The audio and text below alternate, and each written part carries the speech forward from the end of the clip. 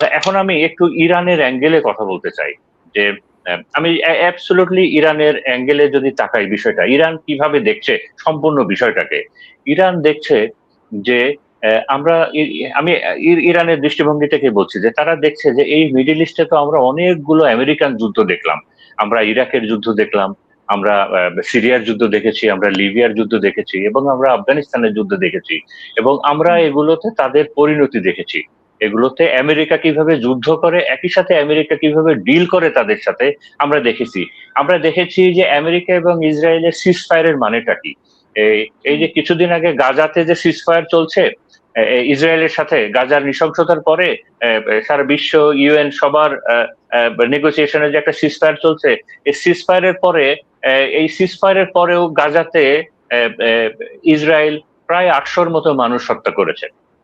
আবার হুম, লেবাননেও আগে যে একটা, লেবাননের হিজবুল্লাহর সাথে যে এই যুদ্ধ নেই, এর আগের যুদ্ধ 2022-এ খুব সম্ভব। তো তারপরে যে একটা সিজফায়ার চলছিল এই 22 থেকে 26-এর মাঝখানে, এটা ইউএনের জাতিসংঘের রিপোর্টে আছে যে তারা বলছে যে ইসরায়েল 15,000 বার এই সিজফায়ার ভায়োলেশন করেছে, 15,000 বার। এয়ার এর মাধ্যমে করেছে 8,000 বার, আর 7,000 করেছে গ্রাউন্ড ফোর্সের মাধ্যমে। তো এটা তো হুম, এই বিষয়গুলো ইরান দেখেছে।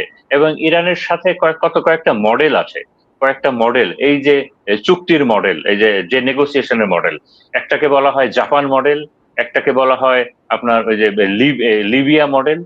তো জাপান মডেলটা কি?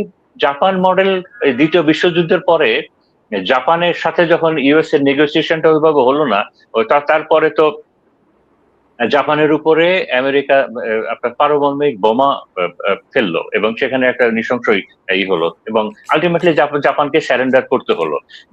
জাপান এই আপনার ইসের পরে, পার্ল হারবারের পরে ইউএস এর সাথে যে জাপানের নেগোসিয়েশনটা হলো না, এবং বিশেষ করে তখন জাপান একটা বড় ব্যাকফুটিং এ চলে গেছিল, যে জাপানেরও তখন কোনো বন্ধু ছিল না, এবং জাপান আর্মিটা অনেক বেশি ছড়ানো ছিল, এটা এশিয়াতে ছড়ানো ছিল, এটা আফ্রিকাতে ছিল, মানে একটা আনম্যানেজেবল অবস্থায় ছিল।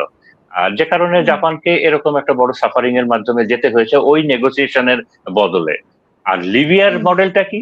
লিবিয়াতে গাদ্দাফির সময়ে গাদ্দাফির সময়ে তখন আমেরিকা এবং তার মিত্ররা লিবিয়াকে প্রস্তাব দিল যে তোমরা নেগোসিয়েশনের টেবিলে আসো, এবং নেগোসিয়েশনের শর্ত কি? শর্ত হলো যে তুমি লিবিয়া, তোমার কোনো আর্মি থাকবে না, তোমার কোনো ফাইটিং ক্যাপাবিলিটি থাকবে না, তুমি নিরস্ত্র থাকবে একেবারে ভদ্রলোকের মতো, তোমার সিকিউরিটি গুলা সব আমরা দিব, এবং তুমি আমাদের এই কন্ডিশন মেনে তারপরে চলবা। এবং আলটিমেটলি লিবিয়াকে এই চুক্তিটা মেনে নিতে হলো। তখন মোহাম্মদ গাদ্দাফির কোনো অপশন ছিল না, কারণ হুম, গাদ্দাফি দেখেছিল যে কিছুদিন আগেই ইরাকের পতন হয়েছে, সাদ্দাম হোসেনের পরিণতি গাদ্দাফি দেখেছে, এবং গাদ্দাফির কোনো ফ্রেন্ডও ছিল না, তার নেইবারও ছিল না। লিবিয়ার বর্ডার তো এদিকে ইসের সাথে, মিশরের সাথে, ওদিকে তিউনিসিয়া, সবই তো আমেরিকান এলাই। তো আলটিমেটলি হুম, তাকে ওই আমেরিকার ওই চুক্তিতেই যেতে হয়েছে। তো এই হুম, সমস্ত আর 3 নাম্বারটা হলো, আমি যে রিগান মডেলের কথা বলি, যে রিগান হুম, সোভিয়েত ইউনিয়নের সাথে যখন সোভিয়েত ইউনিয়নের সাথে যুদ্ধের পরে, সোভিয়েত ইউনিয়ন হেরে যাওয়ার পরে আফগানিস্তান থেকে বিদায়ের সময় একটা চুক্তি হয়। রিগান তখন এটা হলো রিগান টেকনিক বলে, যে এক্সট্রিম মিলিটারি হুম, প্রেশারও বজায় রাখবে, এক্সট্রিম ইকোনমিক ব্লকেট প্রেশারও বজায় রাখবে, এবং ডিপ্লোম্যাটিক প্রেশার এগুলো বজায় রেখে শত্রুর উপরে এইগুলো অ্যাপ্লাই করে তারপরে শত্রুকে একটা সারেন্ডারিং কন্ডিশনে নিয়ে যেয়ে তারপরে নিজের পছন্দ মতো একটা চুক্তি করে নেওয়া। তো এখন এই সমস্ত বিষয়গুলো তো ইরান দেখেছে, এই সমস্ত হুম, বিষয়গুলো ইরানের যারা কমান্ড চ্যানেলে আছে তারা দেখেছে, তারা যুদ্ধ দেখেছে, এবং আমেরিকা কিভাবে নেগোসিয়েশন করে, চুক্তি করে, এটাও দেখেছে। এই সিজফায়ার মানে কি এটাও তারা জানে, এবং এগুলোর ফলাফল কি হয় সেটাও তারা জানে। এ কারণেই ইরান দেখছে যে আমার অবস্থা তো জাপানের মতো না, জাপান তো ছড়ানো ছিটানো ছিল, জাপান তো আনম্যানেজেবল অবস্থায় ছিল, বাট আমার অবস্থা তো সেরকম না। আমার আর্মি তো ইন্ট্যাক্ট আছে, আমার দেশের সবকিছু ইন্ট্যাক্ট আছে, এবং আমি তো সুবিধাজনক হুম, অবস্থা আছে। আমি তো আমেরিকার সাথে, আমি তো ওই নেগোসিয়েশনে আমি যাব না। একই সাথে দেখছে আমার অবস্থা তো লিবিয়ার মতো না, লিবিয়ার বন্ধু ছিল না, বাট আমার তো বন্ধু আছে, আমার চায়না হুম, আছে, আমার সোভিয়েত, আমার রাশিয়া আছে, এবং আমার ব্রেকিং পয়েন্ট অনেক দূরে আছে।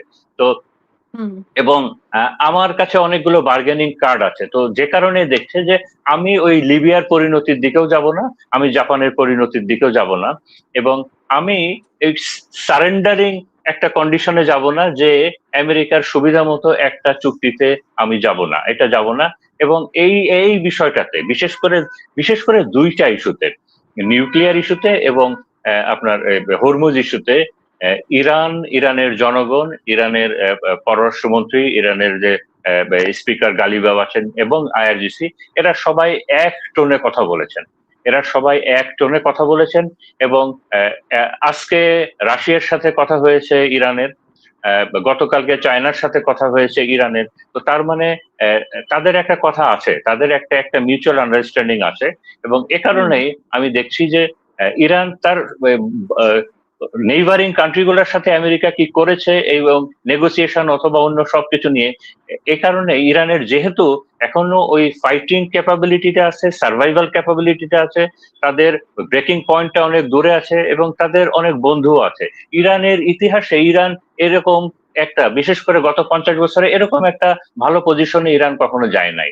সারা ওয়ার্ল্ডের এরকম একটা ডিপ্লোম্যাটিক সাপোর্ট, সারা ওয়ার্ল্ডের বিশেষ করে আমেরিকা বন্ধুহীন আমেরিকা, এই বন্ধুহীন আমেরিকা বন্ধুহীন ইসরায়েলকে এই এই এরকম একটা কন্ডিশনে ইরান আগে কখনো পায় নাই। তো এ কারণে ইরানের এত তাড়া নাই। ইরান ওয়েট করবে এবং ইরান ওই স্যারেন্ডারিং একটা কন্ডিশন মেনে নিয়ে আলোচনার টেবিলে যাবে না। এবং আমি আজকে প্রফেসর মারান্ডির একটা কথা শুনছিলাম, তেহরান ইউনিভার্সিটির প্রফেসর, উনি বলছিলেন যে না, এই সিজফায়ারটা অ্যাবসলিউটলি আনকন্ডিশনাল হতে হবে। Ceasefire must look like ceasefire. এখানে কোনো ব্লকেট থাকবে না, ওইখানে থাকবে না, মিউচুয়াল রেসপেক্ট থাকবে কথাবার্তা। যেমন আজকে ট্রাম্প বলেছেন যে এই যে সিজফায়ারটা উনি বাড়িয়েছেন, উনি ওখানে বলেছেন যে বাড়ানোর তো আমার কোনো ইচ্ছা ছিল না। ইরানের প্রশাসন এবং ইরানের আইআরজিসি, ইরানের প্রেসিডেন্ট, তাদের ভিতরে কিছু ভুল বুঝাবুঝি গ্যাপ আছে। এই কারণে এই সিজফায়ার যারা হ্যান্ডেল করছেন, পাকিস্তানের সেনাপ্রধান এবং পাকিস্তানের প্রধানমন্ত্রী নওয়াজ শরীফ, তারা দুজন নাকি ট্রাম্পকে রিকোয়েস্ট করেছেন যাতে করে ইরানের সুবিধার জন্য এই সিজফায়ারটা এক্সটেন্ড করা হয়। তো এই কথাগুলোই তো আলটিমেটলি এই কথাগুলো তো মিডিয়াতেও এসেছে যে ট্রাম্পের এই বেফাস কথাবার্তা এবং এই টুইট গুলাই আলটিমেটলি এই নেগোসিয়েশনের জন্য ওয়ান অফ দি হার্ডেল হয়ে গেছে আর কি। তো এ কারণে আমি এই মুহূর্তে দেখছি না, আমি এই মুহূর্তে একটা সিজফায়ারের কন্টিনিউশন দেখছি।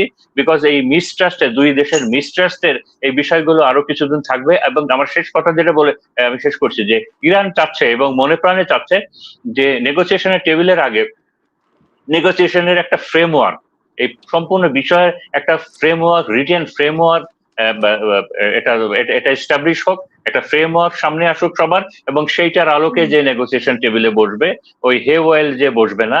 এবং একই সাথে আমার ধারণা যে ভাইস প্রেসিডেন্ট যেহেতু আসছেন না, শুধুমাত্র ওই মিস্টার হুইটকপ আর জ্যারেড কুশনার, এই দুজনের সাথে ইরানের নেগোসিয়েশন টিম, এই দুজনের ভরসাতেও যে টেবিলে বসবে না। তো কিছু চেঞ্জ আসতে হবে। তবে এই মুহূর্তে আমি মনে হয় যে সিজফায়ারটা একটু কন্টিনিউ করবে। হয়তো নতুন করে যুদ্ধ শুরু হবে না আগামী 2-4 দিনের ভিতরে। আমি এইটুকু বলে এখন শেষ করছি।